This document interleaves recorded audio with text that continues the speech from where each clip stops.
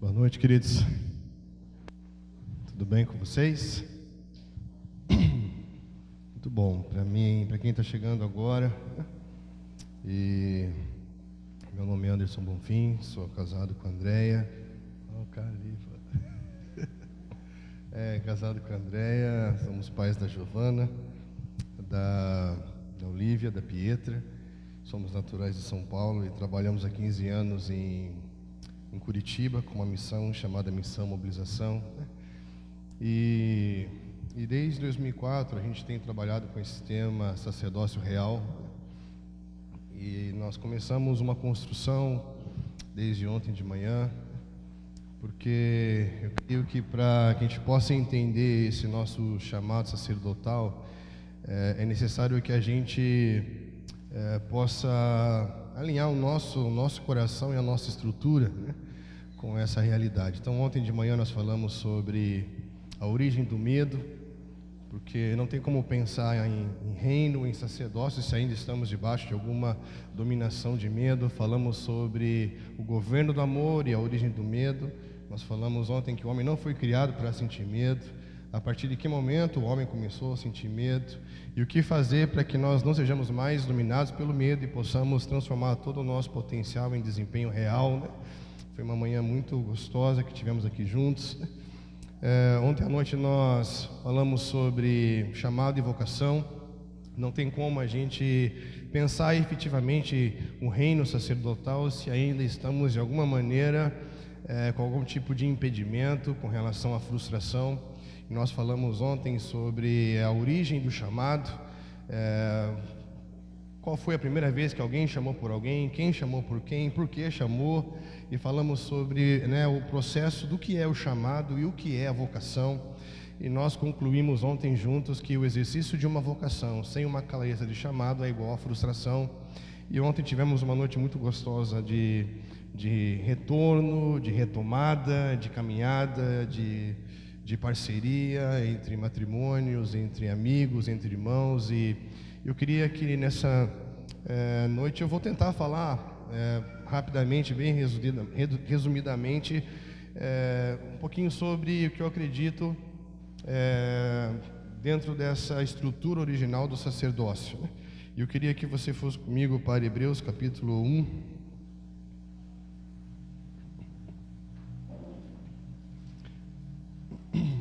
Nós falamos ontem que sempre quando nós tivermos uma dúvida sobre algo, a melhor coisa que temos que fazer, o caminho mais seguro a tomar é o caminho de volta ao princípio. Lembram disso?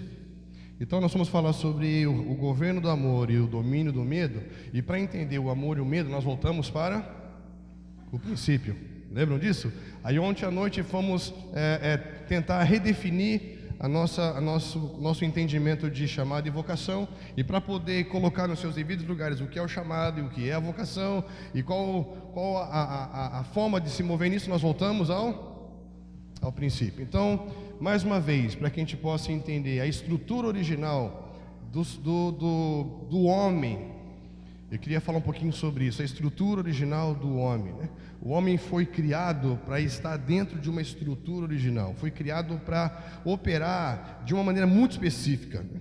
E para a gente entender a maneira específica para o qual o homem foi criado para se mover, nós vamos ter que voltar ao princípio. Mas como nós falamos ontem também, que a maioria, ou se não todos os escritores do Novo Testamento começaram seus escritos a partir do princípio.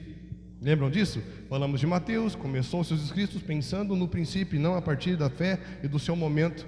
Nós falamos de João, que começou a pensar a partir do princípio. Falamos de Paulo, escrevendo aos Romanos, uma das maiores cartas doutrinárias para a igreja. Ele começa pensando a partir do princípio. E aqui nós vemos o autor aos Hebreus. Em Hebreus capítulo 1, ele começa pensando também a partir do princípio. Por quê? Lembram? No princípio encontramos origem. Origem fala de onde quem e quando. No princípio encontramos causa, o porquê todas as coisas existem. No princípio encontramos finalidade, para que todas as coisas existem. E no princípio encontramos base, fundamento, princípio, pessoa a partir do qual tudo passou a existir, Cristo. E princípio, verdade fundamental, a partir do qual tudo funciona com justiça, com ordem, e as coisas efetivamente se tornam uma evidência de um governo soberano de Deus. Estamos juntos? Hoje nós temos mais ou menos 4 milhões de pessoas que não acreditam mais na religião. Isso é um dado muito sério, né? E por quê? Porque chega a um ponto da nossa vida que, se você não construiu a sua fé em cima de uma essência, de algo real, consistente, que tenha uma origem, que tenha uma causa, que tenha uma finalidade, que tenha um fundamento, chega a um ponto que você se vê fazendo algo e você fala: por que eu estou fazendo isso? E quando você não consegue encontrar uma origem, um sentido, uma causa, uma finalidade, um fundamento para aquilo que você está fazendo, aquilo parece perder sentido. E quando algo parece perder sentido, aquilo parece perder valor. E quando algo parece perder valor, você fala: não posso ficar envolvido com algo sem valor. E você simplesmente acaba deixando algo por simplesmente não ter construído em cima de uma origem, de uma causa, de uma finalidade e de um fundamento. Tudo que perde finalidade perde sentido.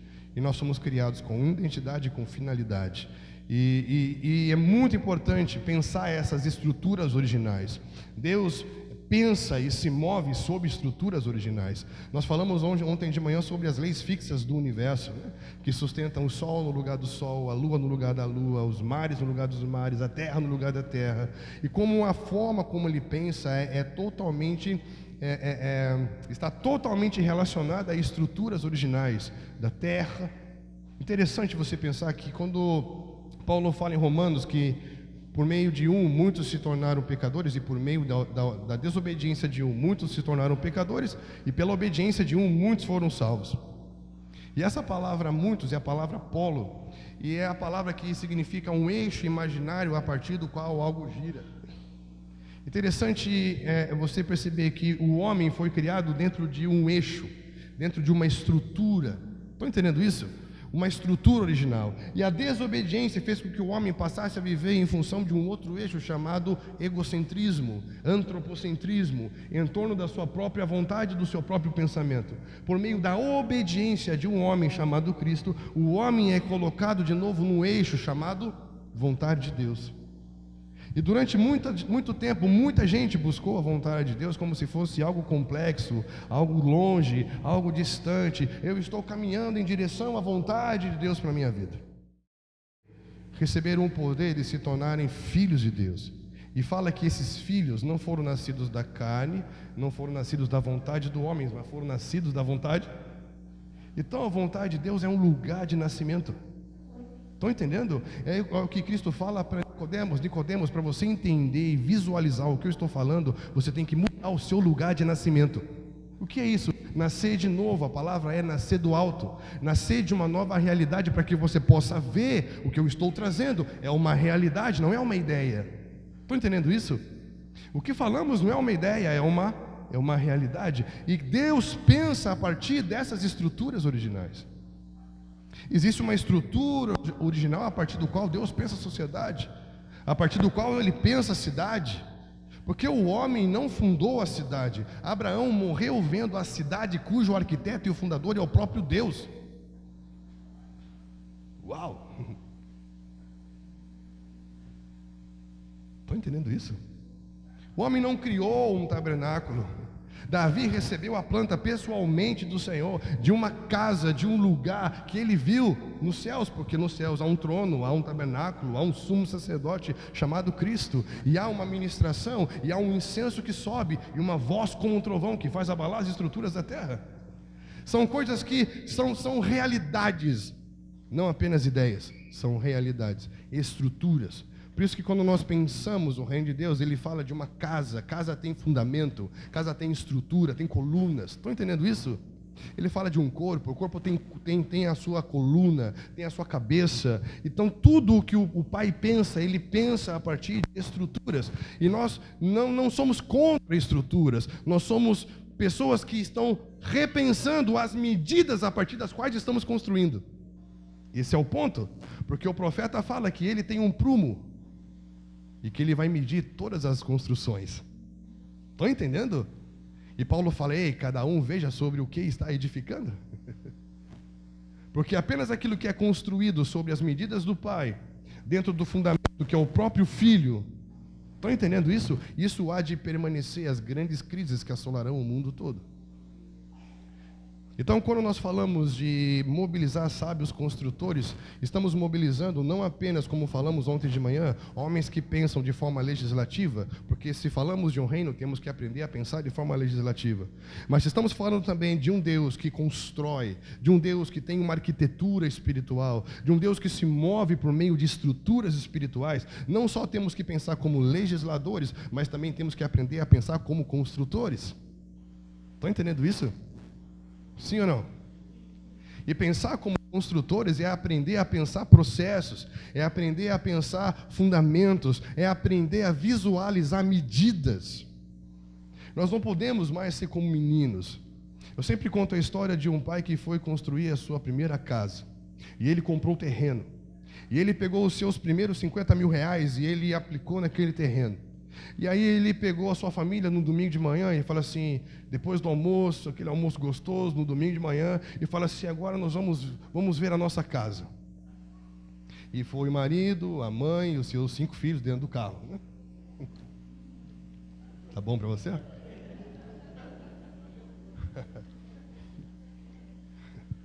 E pararam na frente do terreno. E quando eles pararam na frente do terreno, o pai estava super animado, porque já foram os seus primeiros 50 mil reais naquele terreno. E todos olhavam para aquele terreno e só vinham uns pedacinhos de ferro saindo para cima da terra. E o pai estava super animado, dizendo: olha, aqui vai ser isso, aqui. E a mãe cutucou os 5 filhos e falou: ninguém fala nada. Nenhum comentário, porque o seu pai está vendo alguma coisa nesse lugar. O que as crianças iam falar? Por que você trouxe aqui para ver nada? Que droga! Que é isso? Você está maluco, papai? Porque as crianças querem ver as coisas prontas. Só gente grande entende de construção. Estão entendendo isso, queridos? Nós precisamos ser pessoas que entendem de processos, né? E aí você vai ter que gastar anos da sua vida e você vai olhar e só vai ver um pouquinho de ferrinho aparecendo.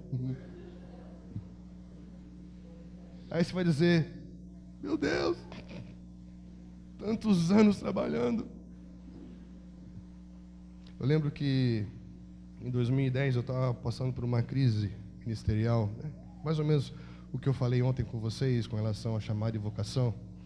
E eu estava indo para um projeto de 2 anos, num lugar próximo de Curitiba, fazendo um laboratório missionário, e eu liguei para um amigo e falei assim: cara, eu estou em crise, porque eu fiquei 3 anos trabalhando em Curitiba, e eu estou indo agora para uma outra região, e eu não estou deixando nada em Curitiba. Por quê?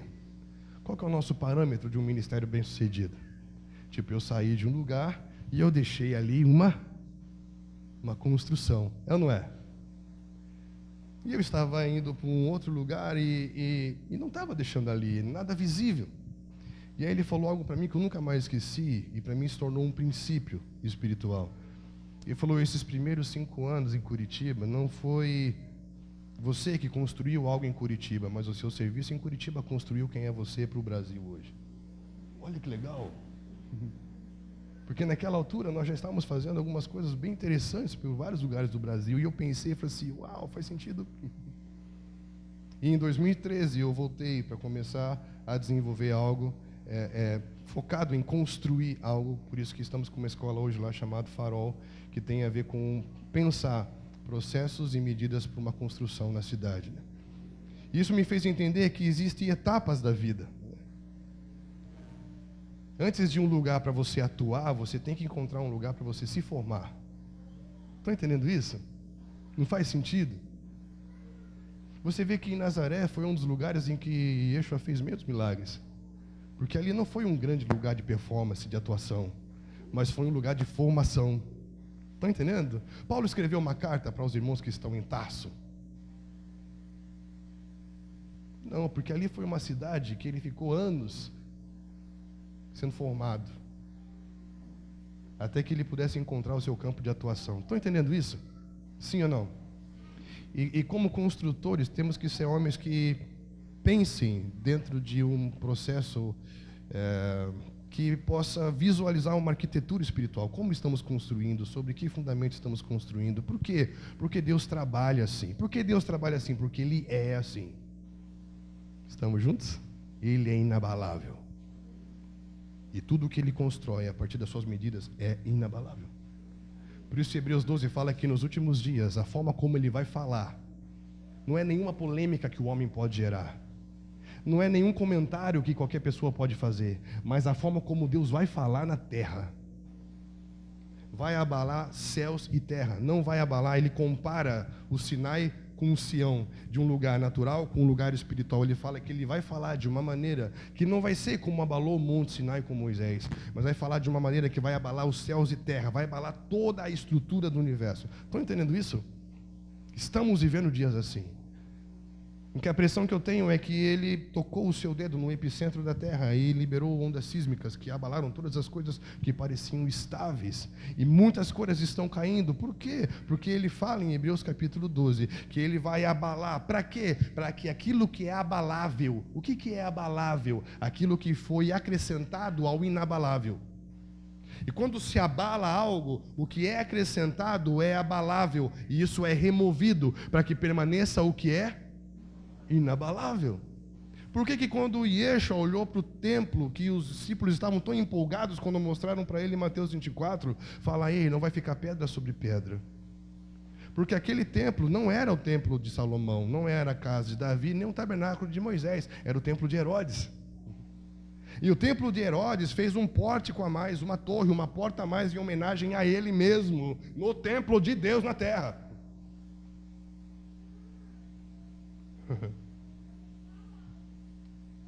Tudo que é acrescentado, quando abalado, é removido. Estão entendendo isso? Então, dentro desse processo de homens que vão ser chamados para pensar nos próximos anos como construtores de uma realidade, você precisa entender que para se construir algo, tudo que já fizemos vai ter que ser colocado à prova. Estamos juntos? E eu vou te dar um conselho. Não fique triste pelas coisas que caem. Se agarre nas coisas que ficam.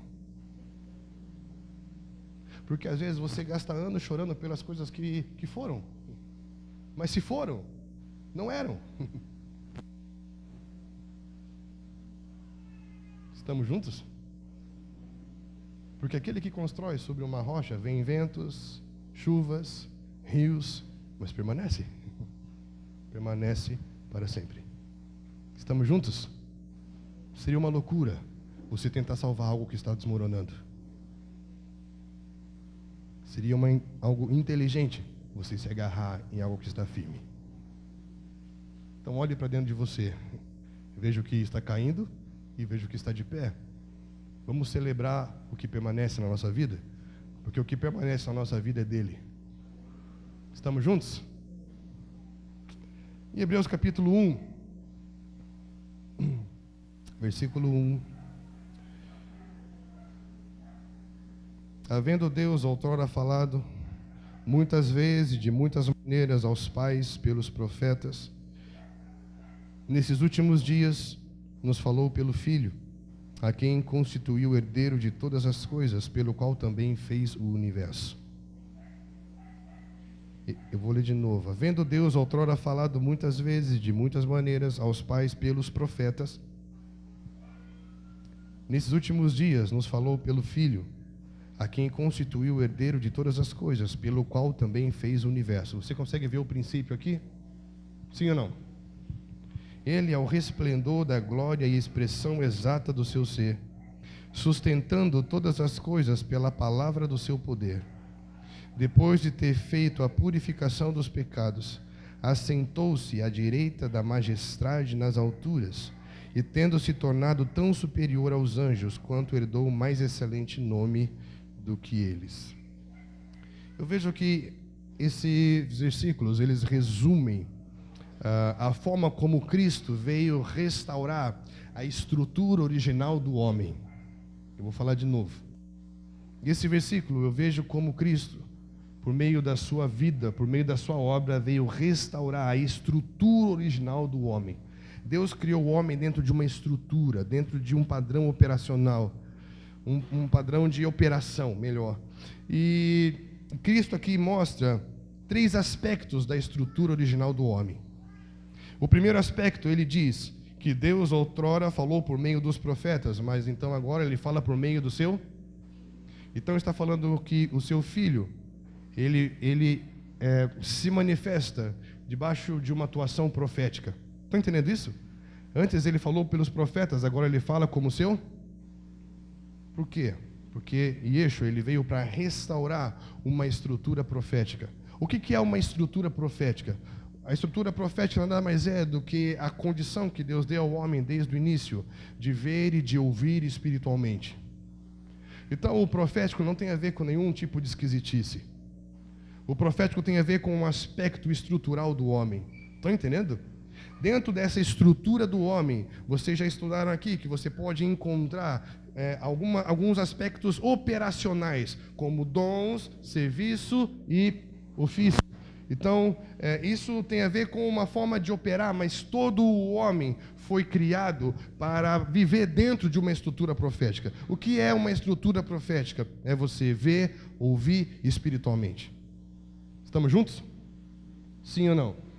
Todos os homens da história, todos os homens que foram e operaram debaixo dessa realidade profética, foram homens que simplesmente viram algo e comunicaram. Homens que ouviram algo e comunicaram. E o tempo todo, Cristo deixou bem claro que ele só falava aquilo que ele só fazia aquilo que ele. Estão entendendo? Porque o homem foi criado para isso.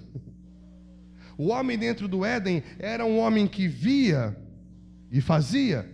Ele era um homem que ouvia e comunicava. Ele era um homem que tinha essa realidade totalmente aberta para ele. Estão entendendo isso? Ele via o Cristo, a palavra, o verbo que se movia sobre o Éden juntamente com ele. E a partir do que ele via, ele servia e cultivava e trabalhava dentro de um plano de expansão da realidade estabelecida por Deus. Ele via e ouvia continuamente. Estamos juntos? Sim ou não? E um outro aspecto dessa estrutura original que Cristo veio para restabelecer, ele fala que no versículo 3, ele é o resplendor da glória e a expressão exata do seu ser, sustentando todas as coisas pela palavra do seu poder. Depois de ter feito a purificação dos pecados, assentou-se a majestade nas alturas. Nesse versículo, nós encontramos 2 realidades muito interessantes. Quem é aquele que presta um serviço para reconciliar e manter Deus dentro de uma realidade? Haviam 12 tribos. E haviam homens que serviam, reconciliando e trabalhando para que Deus continuasse habitando no meio daquela realidade chamada Israel. Quem é que fazia isso? O sacerdote. Estão entendendo? Então ele está falando que Cristo veio para restabelecer o homem dentro de um serviço sacerdotal. Precisamos entender que o sacerdócio não surgiu por causa do pecado, que o homem foi criado para o sacerdócio. Mas por quê? Porque se você pegar ali, quando Deus colocou o homem dentro do jardim do Éden, a palavra ali é que ele deveria cultivar e guardar. A palavra cultivar é a palavra avad no hebraico, porque o B tem som de V. E aí se você vai para Êxodo 20, quando ele vai trazer a legislação, a constituição de uma nação de Israel, porque toda a constituição, todo o reino tem a sua devida constituição, e ali quando fala só o Senhor Deus adorarás, e só a Ele prestará culto, a palavra prestar culto é a mesma palavra avad, que é a palavra cultivar. Olha que lindo isso. E o que é prestar culto? É o que o sacerdote fazia. E o que é cultivar a terra? É o que o sacerdote faz. Estão entendendo isso? Sim ou não? Primeira coisa que faz parte da estrutura do homem original. Todo homem foi criado para ver espiritualmente. Estamos juntos? Sim ou não? Presta atenção. A partir do momento que eu vejo espiritualmente, eu consigo prestar um serviço espiritual. E isso se chama sacerdócio. Cristo veio como um sumo sacerdote de uma nova ordem sacerdotal, e pela sua obra de reconciliação, ele conseguiu nos constituir de novo reino de sacerdotes. E o que um sacerdote faz? Ele presta um serviço espiritual. Estamos juntos? E qual é o serviço espiritual de um sacerdote? É reconciliar, é guardar. Qual era o objetivo do cultivo? À medida que ele cultivava, que ele servia a terra com a sua vocação, ele guardava a terra, ele protegia a terra, ele preservava a terra. Deus amou o mundo de tal maneira que deu o seu Filho, para que todo aquele que nele crê não pereça, porque a função sacerdotal é preservar, é guardar e não permitir perecer. Estamos juntos? O homem foi criado para isso, para servir a terra a partir do que ele vê. O que ele vê? O Senhor que planta o jardim. O que ele faz? Ele cultiva o jardim que ele viu o Senhor plantando. Ele vê. O homem foi criado para ter visão espiritual, para ver a Deus. Não apenas sentir Deus. Ver. Ouvir. Perceber. Estamos juntos? Sim ou não? Isso é muito importante. Porque não se gera fé nos sentimentos. Não se gera fé em sentimentos. Porque Paulo fala em Romanos que a fé vem pelo ouvir a palavra, e a palavra que revela Deus, que revela Cristo, que revela o verbo. Estão entendendo? A palavra revelada é a palavra que é desvendada no seu espírito. Com o meu espírito eu creio, com a minha alma eu sei e sinto. É diferente. Se Deus é espírito, e pela fé eu compreendo que o universo foi formado pela palavra de Deus, ou seja, eu só consigo compreender uma realidade espiritual a partir de uma fé que foi fundamentada no meu espírito, porque com o meu espírito eu creio. Estão entendendo isso? Durante muito tempo nós só nos movemos por aquilo que sentimos, por aquilo que sabemos e por aquilo que queríamos. É ou não é? Sim ou não? Mas a lógica é a chave que abre o universo da filosofia, que é lindo, que é incrível. A ciência é a comprovação que abre a chave, que é a chave que abre o universo da ciência. Mas quando se fala do conhecer a Deus, quando se fala da teologia, a chave que abre o universo do conhecimento de Deus é a fé. Não é a lógica e não é a prova científica. Estão entendendo? Todo o universo científico tem a ver com a nossa estrutura física. Todo o universo filosófico tem a ver com a nossa estrutura da alma. E todo o universo teológico tem a ver com a nossa estrutura do espírito. Não somos contra nenhum aspecto do conhecimento, porque eu ser contra um aspecto do conhecimento é ser contra a minha própria estrutura. Porque eu sou científico, eu sou filosófico e eu sou espírito. Estão entendendo isso? São estruturas. E o homem foi criado para ver. E a partir do ver, ele foi criado para servir. Servir a terra. Reconciliar. Guardar. Proteger. Empreender. Durante muitos anos falamos sobre o céu. Mas eu creio que está chegando a hora de começarmos a entender como nos mover na terra. Porque a oração dele sempre foi para que fosse na terra como no céu. Não é, vamos deixar a terra para ir para o céu. Vamos pensar e vamos ouvir Deus para ver como trazer os céus para a terra. Então eu preciso ver os céus para que seja na terra como é, não parecido como eu acho, como eu penso, como eu vi em algum lugar. Tem que ser na terra como é um princípio de similaridade. Para ser na terra como no céu, eu tenho que ver o quê?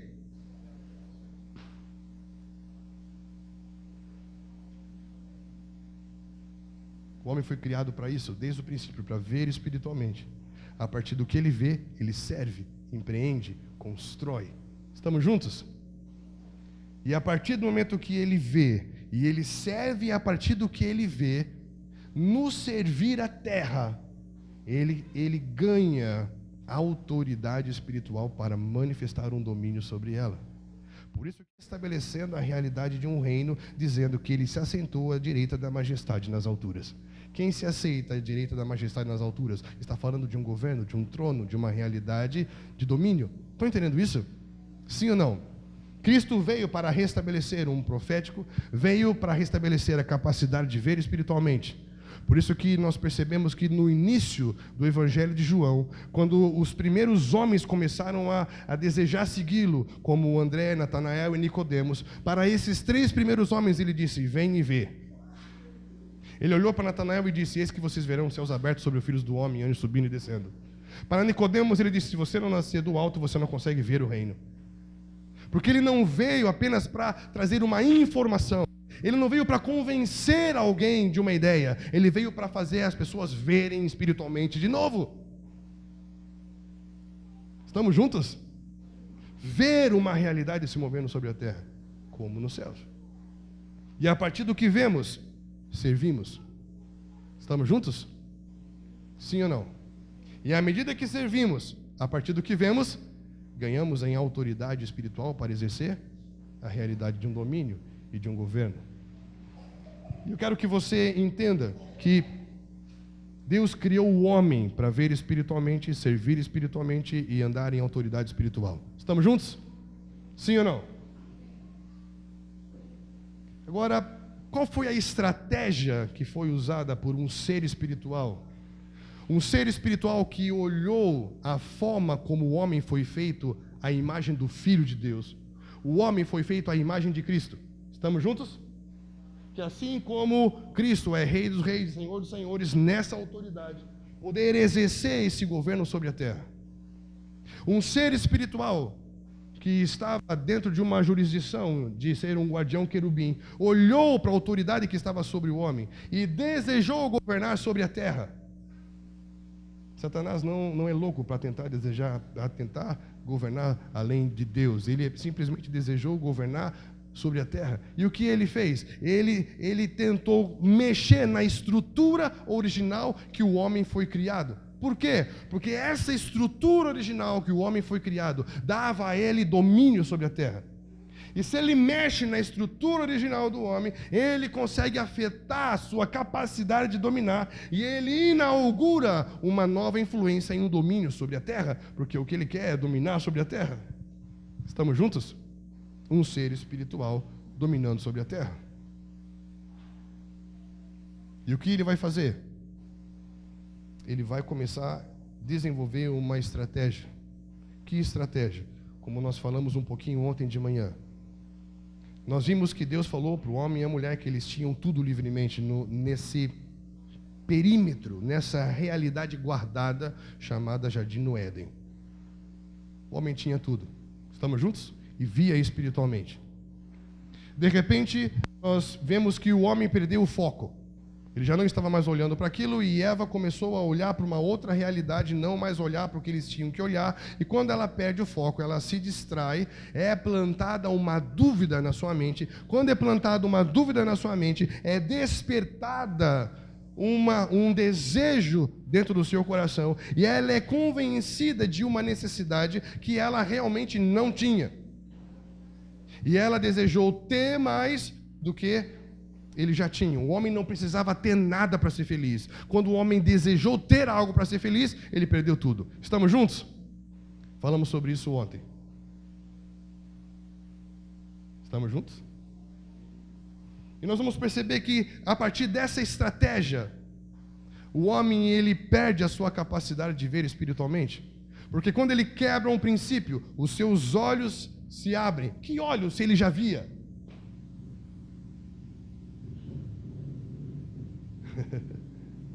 Ele já via. Estão entendendo? Quando fala que os seus olhos se abriram, é porque agora ele já não vê mais como ele via antes. Porque ele via. Ele viu os animais, nomeou os animais. Ele via tudo dentro de uma perspectiva totalmente espiritual, em que ele via o Senhor e ele servia a partir do que ele via, e isso preservava a sua autoridade. Quando ele deseja algo que estava fora daquilo que o Pai tinha dado, o desejo se transforma em cobiça, e ele quebra um princípio, e os seus olhos se abrem. Logo, ele já não vê mais espiritualmente. Estamos juntos? Quando ele já não vê mais espiritualmente, a sua maneira de servir já não é mais glorificante. Porque Romanos 1 fala que, tendo conhecimento de Deus, não o glorificaram mais como Deus. Se tornaram nulos nos seus pensamentos e obscuros no seu coração. Quando ele não mais vê como via antes, ele já não consegue mais servir como servia antes. Porque antes ele adorava ao Senhor e prestava culto. O que é adorar? Adorar significa você estar diante de. Estamos juntos? Muita gente resumiu a adoração apenas a uma palavra proskune, que é dobrar os joelhos, não é mesmo? Será que a adoração é dobrar o joelho apenas? Eu estou com o meu joelho dobrado agora, estou adorando?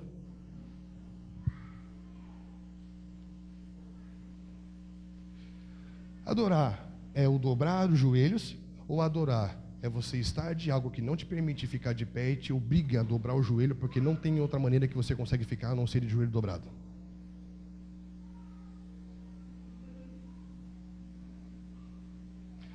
O adorar é o dobrar o joelho ou estar diante de algo que me faz dobrar o joelho? Estão entendendo? Porque eu posso ouvir uma música e dobrar o joelho, mas você está diante do quê? O que você vê? Estão entendendo isso, queridos? Você vai olhar em Apocalipse, você vai ver vários momentos em que eles vêm e se prostram. Por que se prostram? Porque estão diante do Cordeiro, diante do que está sentado no trono, e pegam suas coroas e colocam diante dele, porque estão diante de. Adorar é estar diante de. Estão entendendo? E a partir do estar diante de, eu falo, uau! E eu vou servir a partir do estar diante de. Eu amo cantar, mas eu não posso dizer que toda vez que eu cantei eu adorei.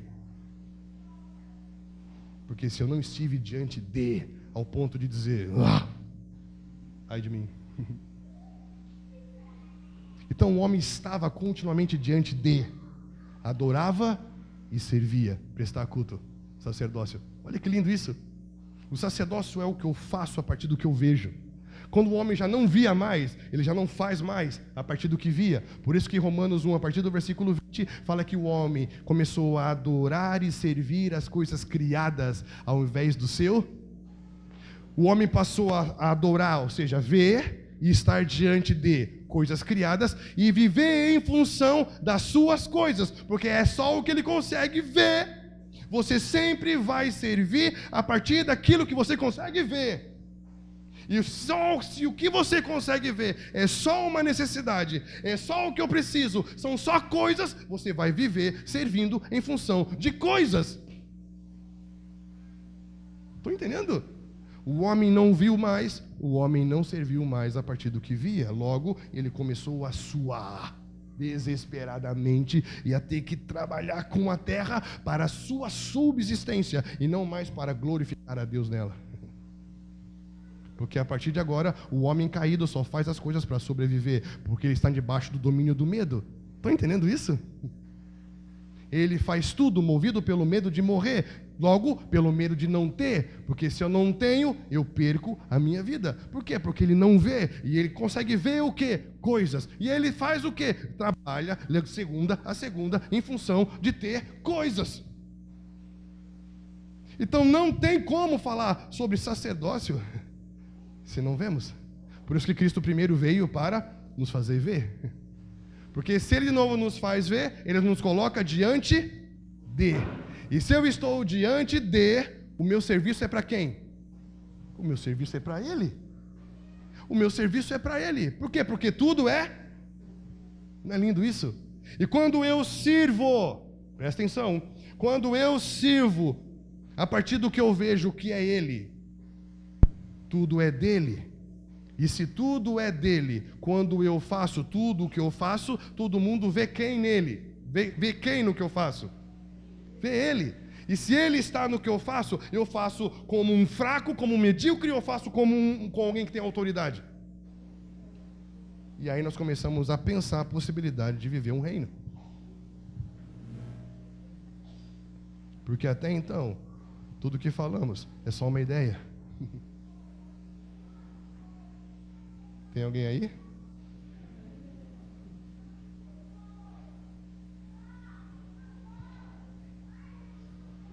Porque a autoridade está justamente em você andar sobre o serviço daquilo que você vê e que você ouve. Quem foi Noé? Noé foi um homem que foi divinamente instruído e construiu. O que é construir? Foi o seu serviço. E quando ele serviu a partir do que ouviu, ele manifestou uma justiça que condenou o mundo. Estou entendendo? Ele serve a partir do que ouviu, mesmo sem entender. Hebreus 11:7 fala que ele foi instruído a respeito de coisas que não se via. Ou seja, ele não quer dizer que ele entendeu tudo que ouviu, mas sendo temente, tendo consciência que era Deus que estava falando com ele, ele se envolveu com o servir a partir do que ouviu. E com o construir, ele estabeleceu uma justiça, que é um reino, um governo, e condenou o mundo. Quem condenou o mundo? Deus ou Noé? Vocês já sabem essa, né? Tá todo mundo falando já essa, que droga. Há 10 anos atrás ninguém sabia, agora todo mundo fala. Mas para quem não ouviu, eu vou falar de novo. Quem não ouviu? Tem 5 que não ouviu, tá bom. Vamos imaginar que vocês fossem fazer uma prova. E... qual é o seu nome?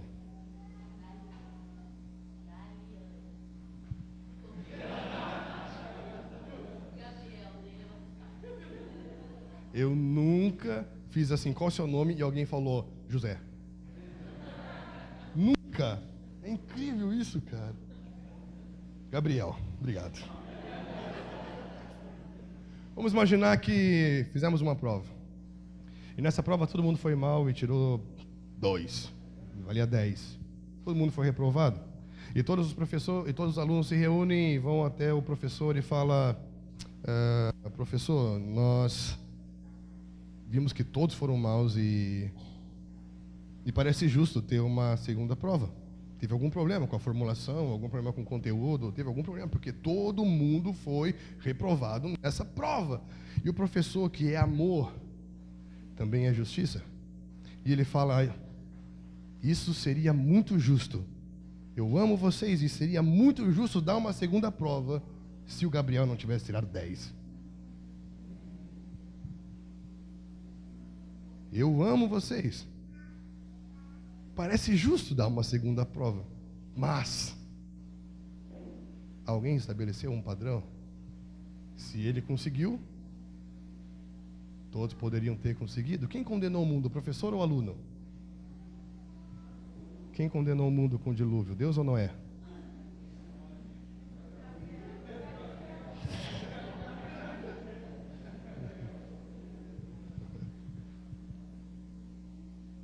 Você está entendendo que parece que Noé entrou na estrutura original? Porque o homem foi criado para ver e ouvir.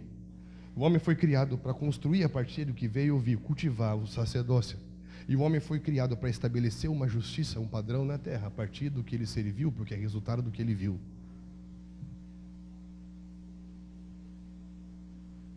Quando o homem original já não via mais como ele via antes, ele já não servia mais como servia antes. Por quê? Porque o que você vê é o que você serve. Se segunda a sexta o que você vê é uma necessidade, são contas, são coisas, é o que você serve. O que você vê é o que você serve. E sabe o que é isso? Idolatria. Porque Salmos diz que ídolos têm olhos, mas não veem. Diz que tem bocas, mas não falam. Tem ouvidos, e dentro deles não há alento de vida. E ele diz, como eles se tornam aqueles que o adoram.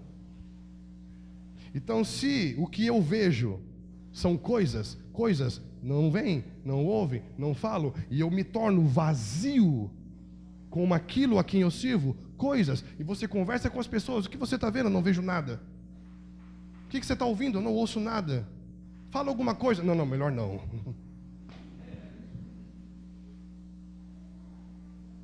Porque não consegue ver nada com uma perspectiva de que Deus está fazendo alguma coisa naquela cena, naquele contexto. Estão entendendo? Era como os pais da geração de Israel. Se você vai ler Hebreus capítulo 3, capítulo 4, você fica chocado.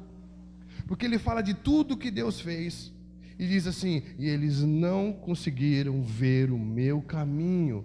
E Deus fez com que eles pudessem comer de algo que caía do céu. A água saía da pedra. A roupa não se gastava.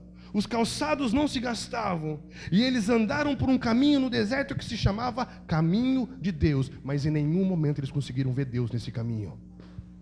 E sabe o que aconteceu com eles? Eles morreram. Onde? No meio do caminho. Porque eles só conseguiam ver o que eles precisavam e não conseguiam ver o que Deus estava fazendo. E não tem como pensar uma estrutura sacerdotal sem sermos desafiados a ser homens que vêm de novo. E homens que, a partir do que estão vendo, possam se dedicar a servir, prestar culto, cultivar. E isso vai fazer com que você ganhe autoridade para estabelecer um padrão, uma justiça. Estamos juntos? Estamos juntos? Você consegue visualizar que Deus criou o homem dentro de uma estrutura original? Sim ou não? Eu queria fechar falando de um aspecto prático em Lucas 24. E como fica claro que Cristo veio para restabelecer essa estrutura original, que envolve o profético, que envolve o sacerdócio, que envolve o reino, né? Lucas capítulo 4.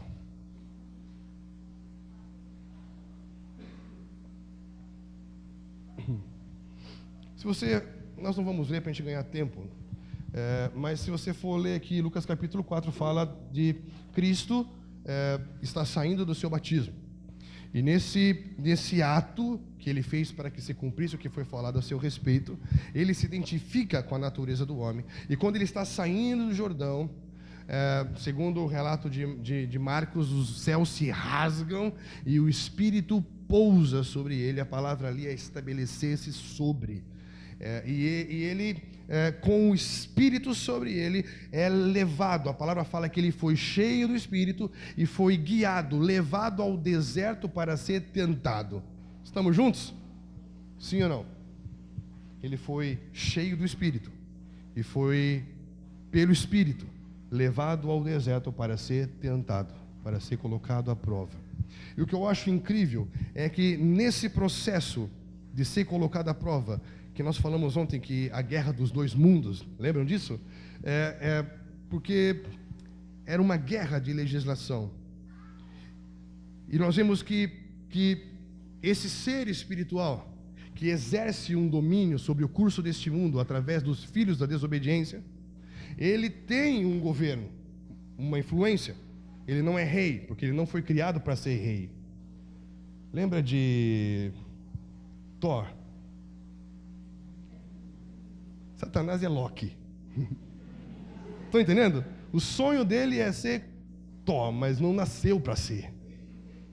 Não tem natureza para ser. Estão entendendo isso? É mais ou menos isso como eu explico para minha filha, né?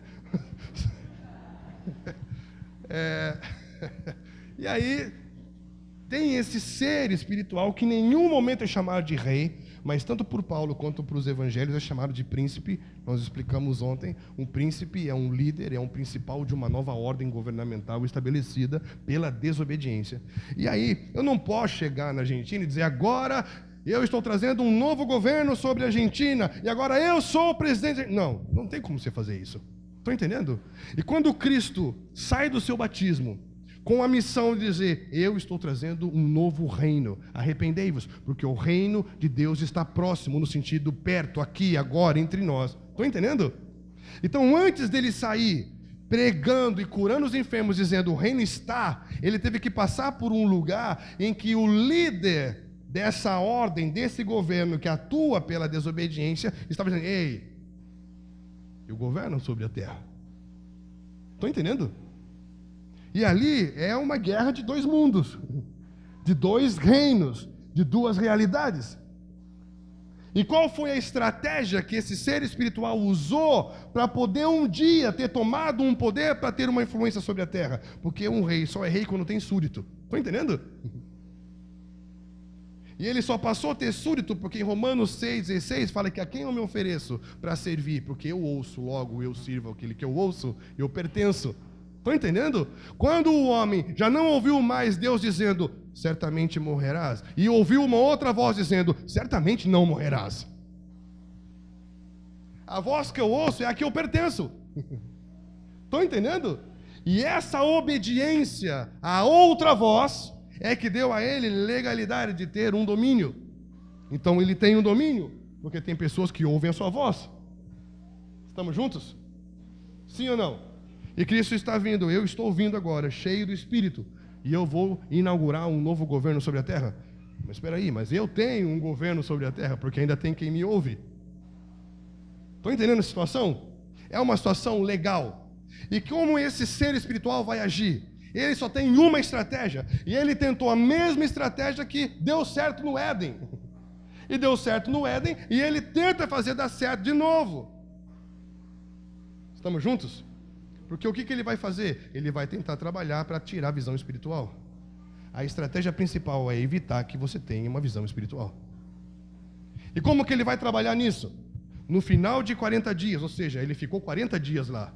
Então, no pico, no máximo da sua necessidade e da sua fome, esse ser espiritual astuto aparece e fala: ei, você está com fome, né? O que foi que ele mostrou para Eva lá atrás? Algo para comer? Estão entendendo? E ele chega assim: ah, você está com fome.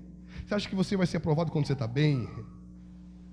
Nós não somos provados quando estamos bem, somos provados quando estamos no pico da nossa vulnerabilidade, não é? E ele estava no dia 39. Quando ele estava realmente com fome. E esse ser fala assim: você está com fome. Então, se você é quem você diz que você é, se você tem o que você diz que você tem, por que você não transforma pedras em pães? Muitos estão ouvindo essa voz dizendo: boa ideia, obrigado. E faz a campanha de 7 dias para transformar pedra em pão.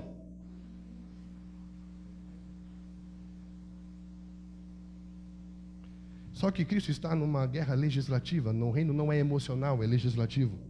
E ele puxa a lei, Deuteronômio 8, e fala: nem só de pão viverá o homem, mas de toda a palavra que procede da boca de Deus. Disso viverá? E ele fala assim: espera lá, Deus me mandou transformar a pedra em pão? Então eu continuo com o que ele falou, porque se eu continuo ouvindo o que ele falou, eu continuo vendo. Se existe uma coisa que cega e emburrece homens e mulheres em toda a terra, é a necessidade.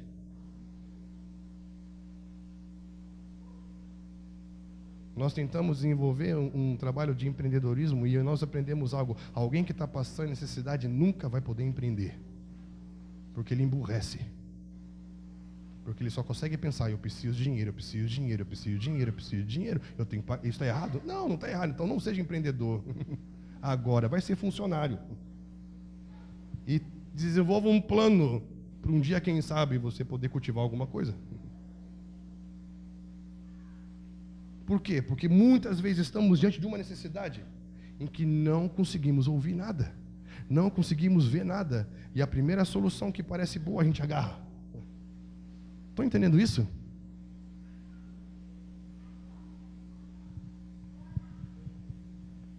Nós não podemos mais deixar que a nossa fome tire a nossa visão.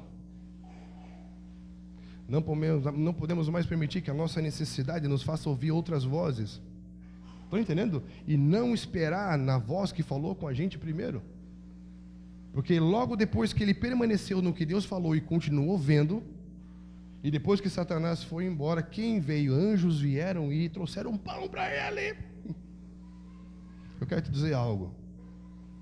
Repita comigo: eu sei que vocês odeiam, mas eu adoro, e eu estou com o microfone agora.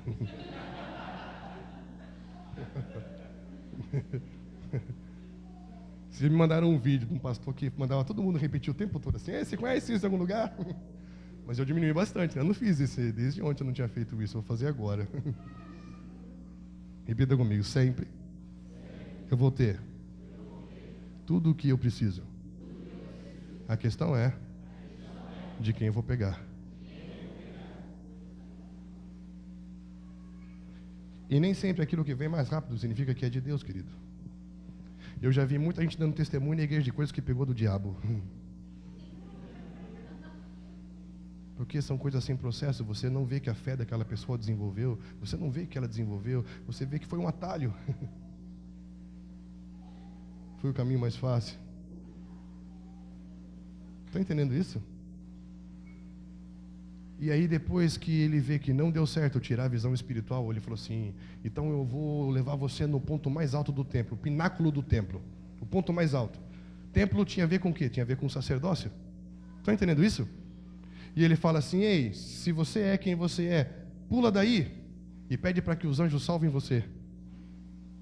E ele fala: não tentarás o Senhor teu Deus. Ele puxa a lei de novo e ele vai legislar. Por quê? Porque se ele continua vendo, ele vai continuar entendendo qual é o motivo do seu serviço. O motivo do sacerdócio não é para você preservar a sua própria vida, mas é para você doar a sua vida em reconciliação de todas com Deus. Estão entendendo? Ele fala: ei, viva um sacerdócio que pule e peça para que Deus salva. E todo o sacerdócio daquela época, todos os saduceus que estavam totalmente envolvidos com o sinédrio, que era a sua maioria elitizada, eram homens que faziam alianças políticas para preservar a sua posição de autoridade e influência sobre o povo. É um sacerdócio que não está doando para reconciliar, não está doando para servir, mas ele articula e movimenta para se preservar. Estão entendendo isso? E é incrível, porque você vai ver um homem chamado João, e eu falei isso já, eu gosto quando alguém pega um conceito e consegue dar nome a esse conceito. Em 1 João 2,15, ele fala que o que move o mundo é o quê? Lembram? Concupiscência da carne, concupiscência dos olhos e soberba da vida. O que é concupiscência da carne? Todo mundo já acha que é sexo, não é? Não. Concupiscência da carne é tudo aquilo que você precisa para a sua subsistência. É comer, beber, dormir e sexo também. São coisas que precisamos, estão entendendo? Sim ou não? E ele fala para nós não vivemos em função dessas coisas. Porque se buscarmos o reino e o nosso lugar dentro desse governo e servirmos com justiça, ele vai nos dar o que nós precisamos. Porque ele fala em Mateus 6 que quem se preocupa com essas coisas não conhece o Pai. Se não conhece o Pai, não é filho. Se não é filho, não é sacerdote. Se não é sacerdote, não serve pelo que vê. Se não serve pelo que vê, está suando na terra tentando se salvar.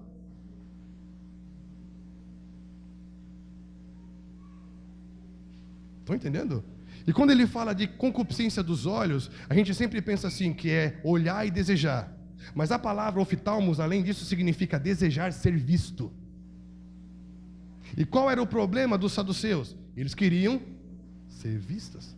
Qual era o problema dos fariseus? Eles queriam orar nas praças, nos templos, bonitos, porque queriam. O problema de um sacerdócio que buscava uma visibilidade pessoal, uma preservação pessoal, uma plataforma pessoal. Estão entendendo? E essa não é a razão do nosso serviço espiritual, porque o sacerdote que ministrava no santuário dizia: herança alguma, porção nenhuma tenho na minha vida além de ti. Você é a porção da minha herança. Você é tudo o que eu tenho. Estão entendendo? Os primogênitos foram substituídos em números pelos levitas, que originalizaram uma ordem sacerdotal. Logo, a ordem sacerdotal é a ordem dos primogênitos, de filhos. E Paulo fala em Romanos 8 que se somos filhos, somos herdeiros, e somos herdeiros, somos co-herdeiros de Deus, da natureza, da vida de Deus. E nós servimos não por uma recompensa, um reconhecimento pessoal, mas por uma herança que é o próprio Deus. Em Efésios 2 fala que nós fomos feitos herança. Então primeiro eu sou herança dele, e depois ele me dá o seu próprio espírito como um adiantamento da minha herança, que será ele inteirinho. Uau! E muitos sacerdotes estão aceitando a proposta de construir uma vida para se preservar, para se salvar, para ter para si. E vamos viver dias em que o Senhor vai cortar o braço de muitas linhagens sacerdotais na terra, assim como fez com Eli, porque eram homens que serviam no santuário pensando em si mesmos. Tomavam das ofertas do povo mais do que era devido. abusavam das pessoas que vinham para trazer as suas ofertas. E esses homens honravam mais os seus próprios filhos, porque esses filhos estavam usando do sacerdócio, do altar, daquilo que era de Deus para si mesmo. E aparece um profeta sem nome, sem endereço, e diz: ei, eu estou cortando o braço do seu serviço, do seu sacerdócio. E todos daquela linhagem foram removidos do serviço espiritual, porque não tinham mais o serviço espiritual, porque eles tinham o serviço pessoal. Estamos juntos? Olha no que esse ser espiritual estava tentando Cristo. Estão entendendo? Na sua visão, no padrão do seu serviço. E fala que foi levado por um tempo a um lugar muito alto, em que ele conseguiu ver todos os reinos do mundo. E quando mostra para ele todos os reinos do mundo, fala: se você prostrado me adorar, eu te darei poder sobre os reinos, porque me foram dados, e eu dou a quem quiser.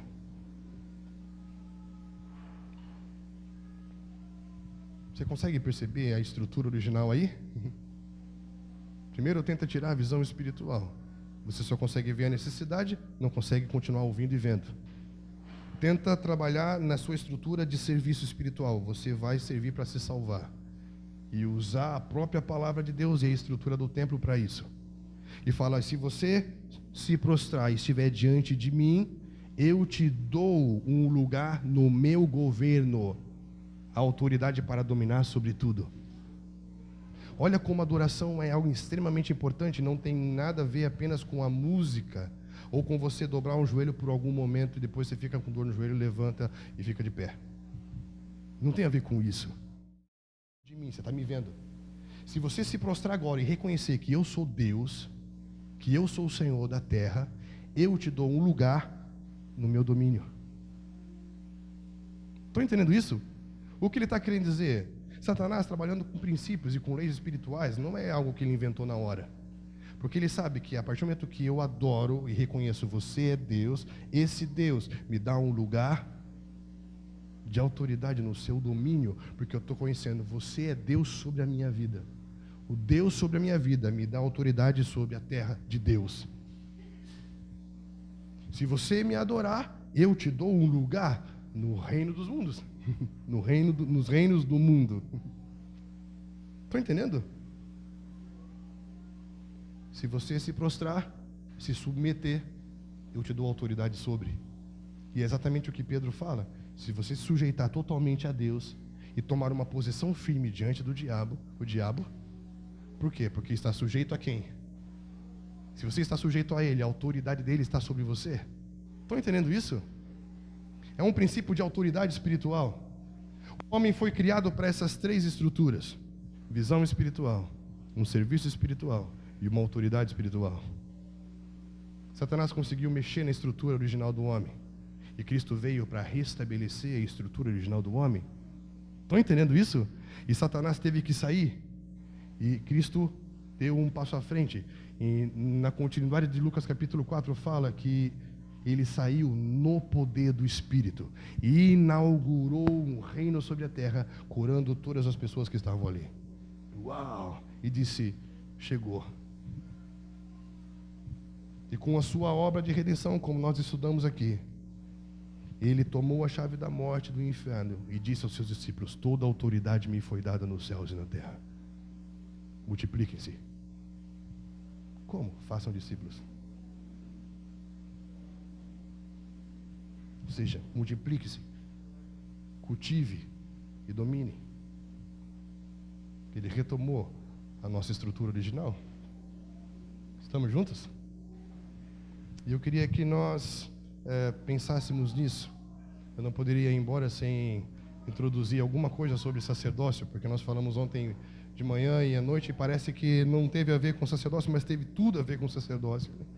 Porque nós estamos falando sobre o governo do amor, falando sobre o romper com as nossas frustrações, expectativas, para que possamos estar abertos para entender que Deus cria o homem dentro de uma estrutura original. O homem que tem que ver espiritualmente, que tem que servir a partir do que ele vê, para que ele possa andar e estabelecer um domínio sobre a terra. Estamos juntos? Sim ou não? Você deseja isso? Vamos orar um pouquinho? Você quer ficar de pé? Ou não?